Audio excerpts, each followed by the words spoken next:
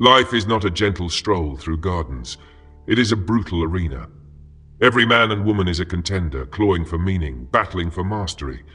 Yet most never even glimpse the true enemy, because it does not strike with steel, but with honey.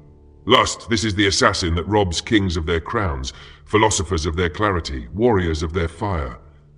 It does not scream when it kills, it whispers, it tempts, it drains. And in the game of life, the one who cannot master this force is already shackled before the first bell rings. Arthur Schopenhauer tore the mask from this beast. He named it for what it is, the blind will of nature, the ceaseless drive of life itself, burning through us like a fever. In lust we are not free, we are marionettes jerked by the unseen strings of reproduction. He wrote that lust was the trick nature plays on man, baiting him with fleeting ecstasy, so the species continues while the individual is left hollow. And if you look around today, you see his savage truth confirmed not in books, but in faces. The hollow-eyed addict scrolling through endless pixels of flesh, dopamine fried, soul stripped bare. This is no exaggeration. The latest neurological research from 2023 to 2025, peer-reviewed studies in PubMed Central, replicated across continents, shows how compulsive pornography use lights up the brain's reward circuits with the same savage fire as heroin or meth. Dopamine spikes, tolerance builds, neural pathways twist into chains. You think you're chasing pleasure, but in truth, the pleasure is chasing you into a cage. By 2025, reports already confirm rising waves of anxiety, depression, even sexual dysfunction in men barely into their 20s, all rooted in compulsive lust. Entire generations wired not for creation, not for conquest, but for craving. This is not just decay, it is design. Do you see the scale of it? Billions ensnared. Porn empires are not small hustles in the shadows, they are billion-dollar fortresses built on your weakness. They know exactly how to hook you, how to dose your brain with novelty until reality feels grey and lifeless. Lust has been weaponized, industrialized, sold back to you like narcotics for the soul. Rome fell to decadence, Babylon crumbled under its excess. Now, in our digital empire, the same script plays out again. A civilization doped into submission, not by armies at the gates, but by glowing screens in bedrooms. And yet, the philosophers did not all bow to despair. They issued a dare, a challenge like a blade pressed to the throat. Overcome or perish. Plato described lust as the lowest rung of the ladder of love, the mud-soaked step that tempts you to stay crawling in the dirt. But if you ascend, if you resist, those same fires can transmute into vision, into beauty, into truth. Nietzsche thundered that the Übermensch is forged in overcoming, not indulging. To master lust is not repression, it is alchemy. The raw chaos of desire becomes the gold of power, clarity and freedom. So here is the brutal rule of this game. If you're ruled by lust, you are not playing, you are being played. You're not a contender, you're a pawn. And the world is laughing as it feeds you more chains. The question hangs over you now, heavy and merciless. The same question whispered by every sage who saw the trap. Will you rise and fight the beast or kneel and let it devour you? Lust disguises itself as freedom, but it is slavery dressed in perfume. You think you choose it, but in truth it chooses you. Aristotle, the old master of moderation, warned that the man without discipline is no better than an animal, dragged by appetite wherever it wills. He said virtue lies in the mean, not in indulgence, not in suppression, but in the sharpened edge of mastery. Yet today, moderation is mocked. We live in an age where appetite is exalted as identity and excess paraded as liberation. But ask yourself, who profits from your so-called freedom? You or the machine feeding on your weakness? The machine is vast. Pornography, dating apps, entertainment engineered to titillate, each is a funnel guiding you not toward fulfillment but dependence. Every swipe, every click, every image tightens the leash. They do not want you fulfilled, they want you hungry, always hungry, because hunger pays. And in the hunger, your spirit weakens. Your capacity for greatness shrinks. Why build empires when pixels promise you kingdoms for nothing? Why chase glory when instant pleasure is one tap away? That is the lie. An empire of glass that shatters the moment you touch it. Schopenhauer was merciless. He declared that lust is not about you, not even about pleasure. It is the will of life itself, tricking you into reproduction, dragging you along like a chained ox. But what he could not foresee was a future where lust was severed from its purpose, stripped from the act of creation, and distilled into endless simulation. Now the will no longer serves life, it serves corporations. You are not even a father of children. You are a father of cliques, birthing profits for others while your own bloodline, your own potential, withers in silence. And Nietzsche, he took the hammer to the lie. He knew that man shackled to instinct is man unworthy of destiny. He wrote that the highest man does not obey his impulses, he transforms them. Lust unchecked keeps you crawling. Lust mastered becomes fire under your wings. But here is the horror. Most never glimpse this transformation, because they never resist long enough to discover it. They kneel to the beast and call it love. They surrender their will and call it natural. But what is natural is not always what is noble. The psychologists of our own century expose the same trap with clinical precision. Studies in 2024 reveal that pornography alters brain circuitry, lowering motivation, spiking anxiety, and dulling joy. Young men drowning in lust report anhedonia, joylessness in real life. Lovers cannot satisfy them, careers cannot ignite them, because their dopamine is already scorched. Do you grasp the depth of that tragedy? Entire generations trained to find the world dull, because lust has burned the brightness out of their eyes. A man who cannot feel joy is a man who cannot build, cannot conquer, cannot live. But here lies the razor's edge. What if the very thing that enslaves you is also the crucible to free you? What if lust, chained, becomes energy so pure it can be aimed like a weapon? Ancient mystics called it transmutation. Modern therapists call it redirection. The name does not matter. What matters is the dare. Will you keep bleeding into the sand for nothing, or seize the current, twist it, and burn it into fuel? That choice is the hinge on which your life swings. And yet, even that choice is not simple. For the moment you try to break free, you will face the darkest truth of all, that the beast is not out there, but inside you. The beast lives in your blood. You feel it in the twitch of temptation, in the pulse of craving that rises unbidden, whispering like a serpent. Freud named it with brutal honesty. Libido, the primal current of the unconscious. He saw man as a battleground, the ego forever at war with the ide's raw hunger. Civilization itself, he argued, is the fragile dam built to hold back the flood of lust and rage. Without chains, the unconscious would drown us in chaos. Yet here we are in 2025, smashing the dam ourselves, flooding our cities with endless indulgence and calling it progress. Freud's prophecy did not fade, it metastasized. Entire industries weaponized the libido, exploiting the neural circuitry he first charted. Algorithms know what excites you before you know it yourself. They predict your weakness with machine precision, then feed it back in endless loops. This is not accident, it is architecture. You are not a free citizen in the digital age, you are livestock in a dopamine farm, your lust harvested by corporations that never sleep. And like any livestock, your destiny is not glory, but slaughter. Jung took the scalpel deeper. He warned of archetypes, those eternal shadows that crawl in our dreams. Lust is the trickster, the tempter, the demon that seduces you into believing you are free when you are chained. To Jung, repression without awareness was poison, but indulgence without integration was death. You cannot banish lust with denial, nor feed it without ruin. It must be faced, wrestled, integrated, like Jacob with the angel, until it blesses rather than curses. But who dares wrestle when surrender is so easy? Modern data confirms what the ancients already knew. Surrender breeds despair. A 2025 review across psychiatric studies reveals compulsive sexual behavior is now linked to surging levels of anxiety and depression worldwide. The numbers are not small, they are epidemic. Men in their 20s confess impotence not from disease but from overstimulation. Women report fractured self-worth, burned by endless comparison to digital illusions. The body is enslaved, but the soul pays the greater price. Lust promised pleasure, it delivered emptiness. But here is the paradox that stings like a whip. The very thing that enslaves can also awaken. Plato's ladder begins at lust, the crude attraction to flesh, but only as the first rung. The true ascent comes when you refuse to stay there, when you turn the gaze upward from body to soul, from soul to truth, from truth to the divine. Lust is not the enemy in itself, it is the test. It dares you to climb. Most stay on the ground, crawling in mud, calling it love. The few ascend, and in their ascent they touch eternity. Do you feel the weight of this? Every temptation you face is not merely a nuisance. It is the battlefield of your destiny. Every indulgence is a step deeper into slavery. Every act of mastery is a rung higher toward freedom. To conquer lust is not merely to be clean, but to be crowned.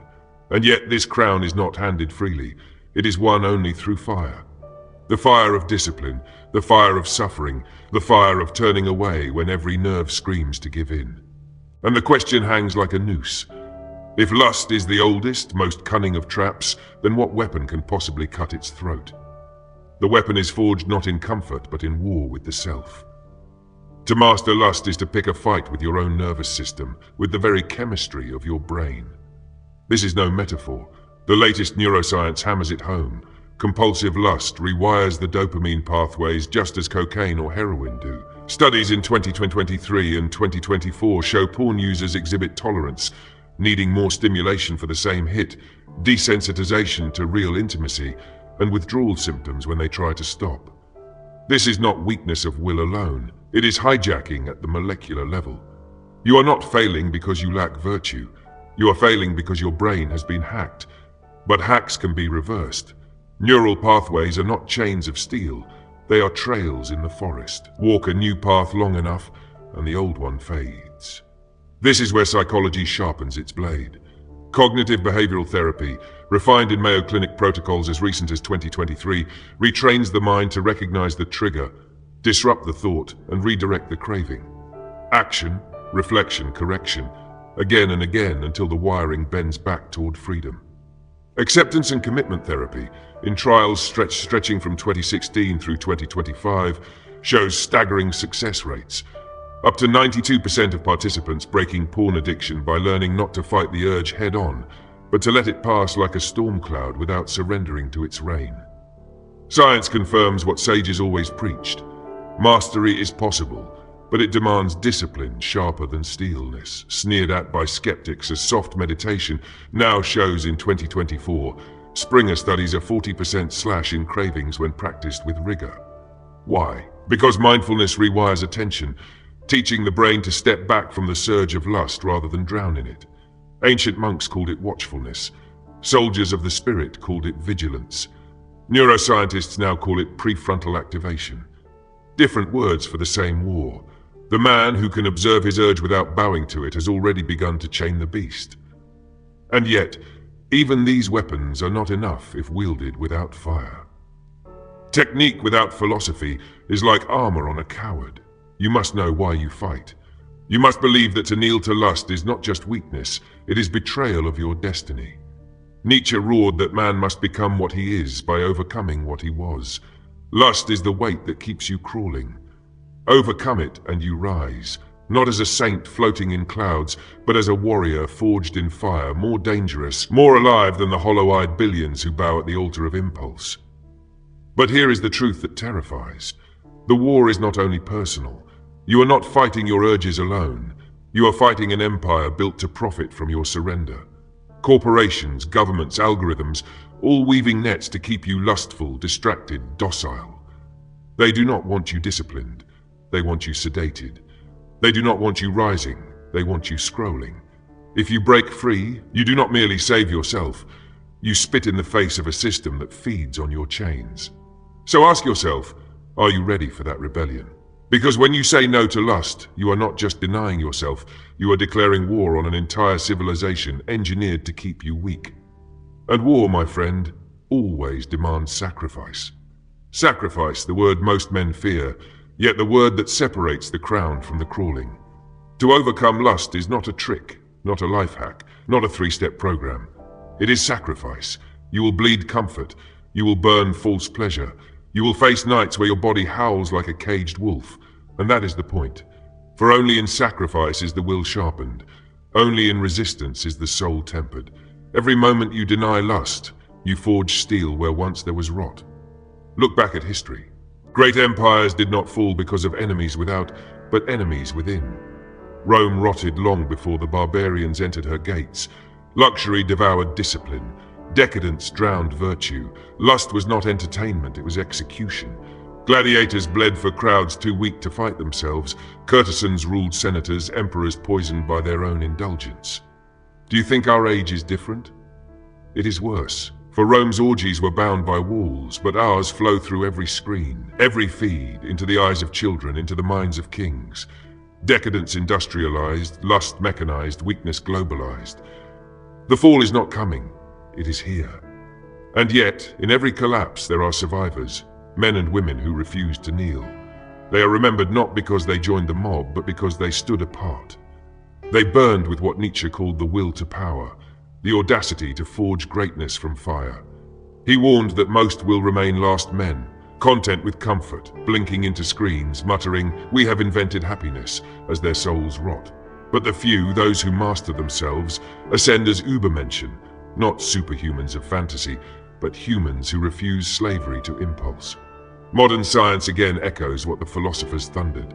Studies on self-control show that those who regulate impulse, be it lust, hunger, or anger, are consistently higher achievers in health, wealth, and power.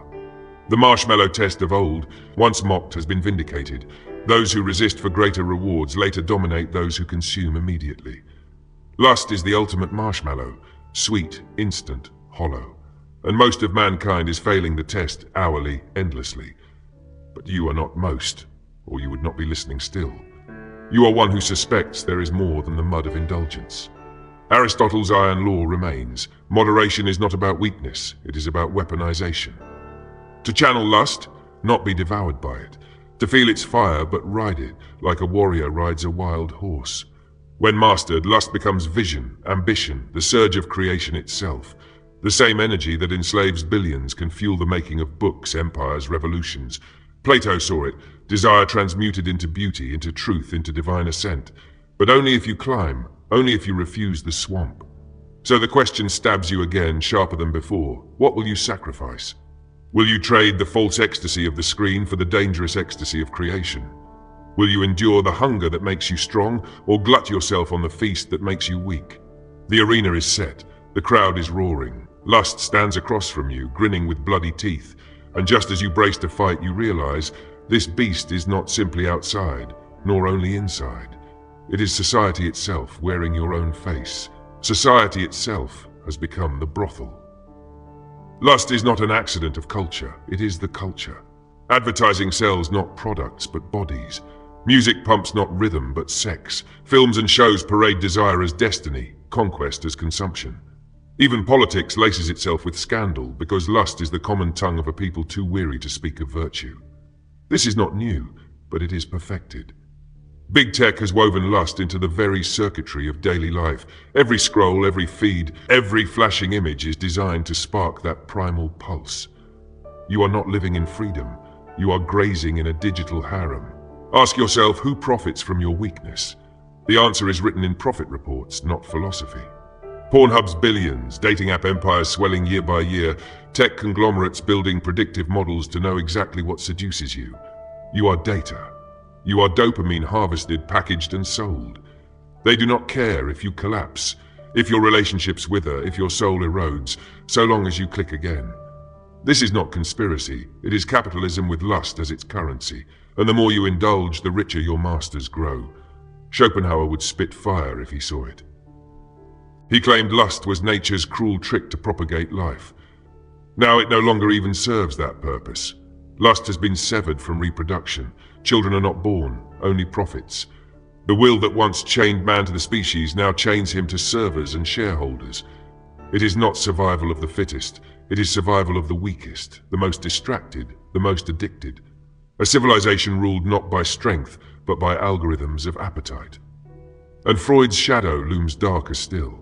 He feared repression would corrode society. Yet indulgence has done worse. It has dissolved it.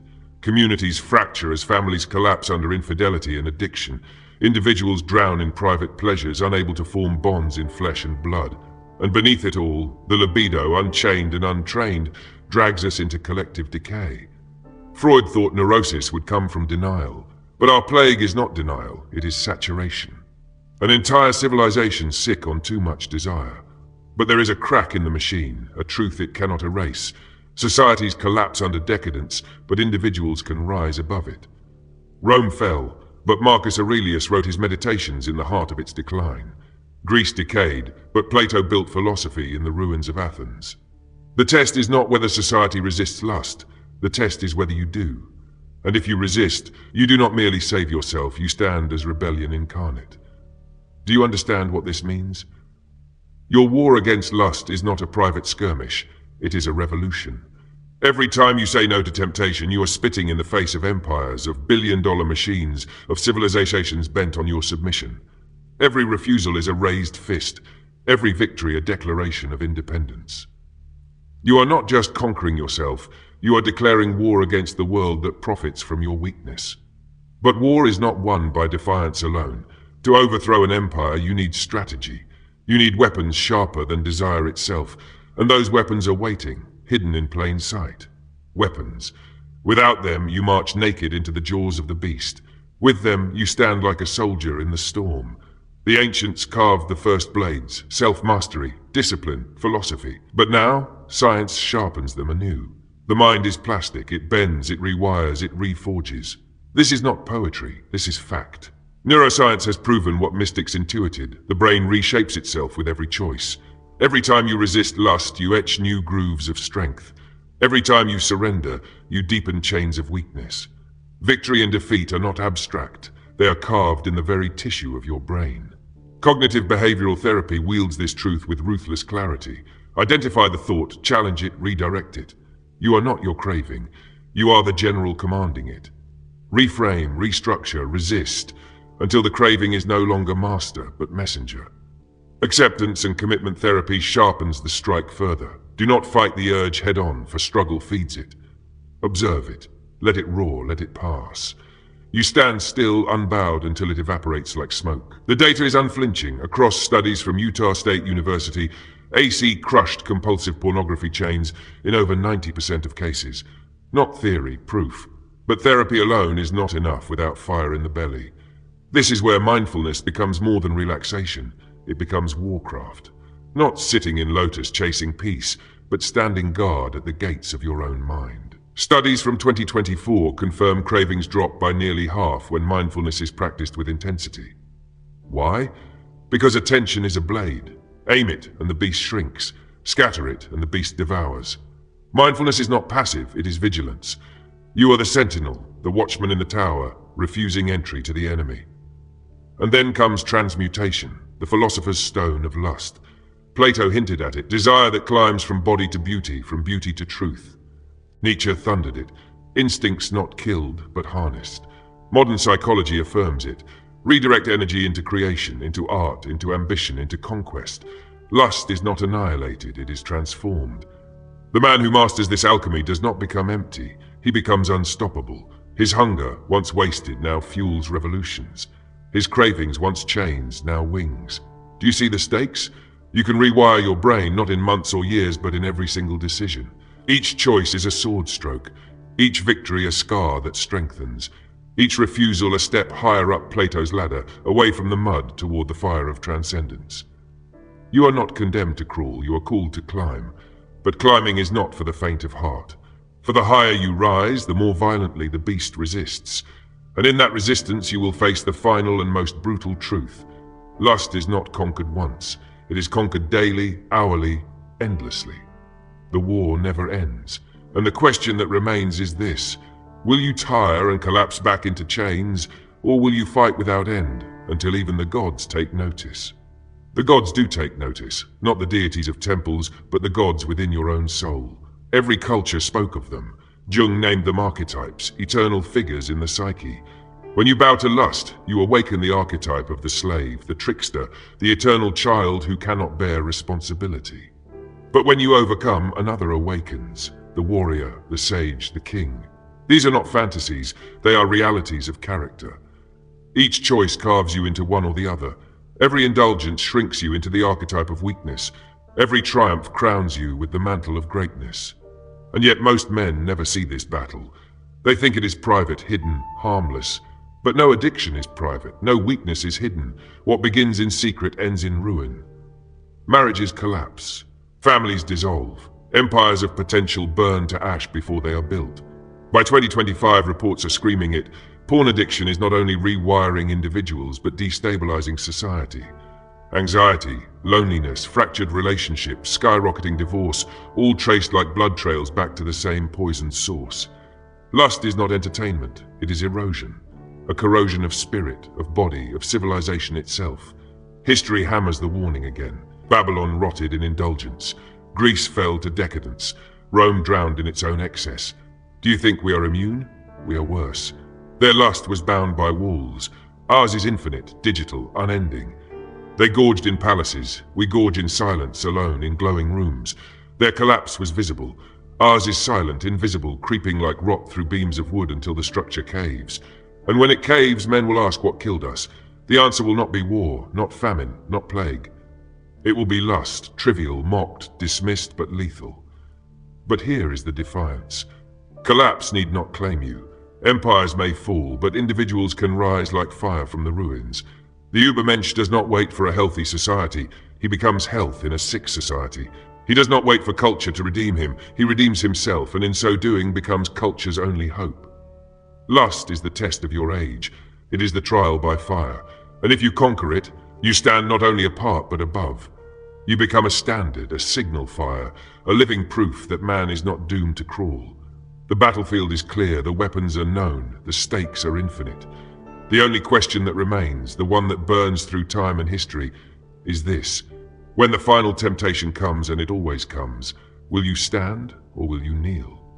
But the storm has not yet broken, for there is one last truth, one final revelation, darker and brighter than all before.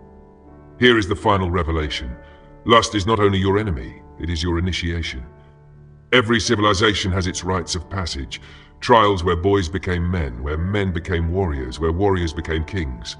Fire, blood, hunger, exile, these were the gates. But in our age of comfort, the old gates have crumbled. No lions to face, no deserts to cross, no mountains to climb. Instead there is this, the endless flood of lust, waiting in every pocket, every screen, every heartbeat. This is your trial. This is the desert you must cross. This is the lion at your throat. Do you see it now?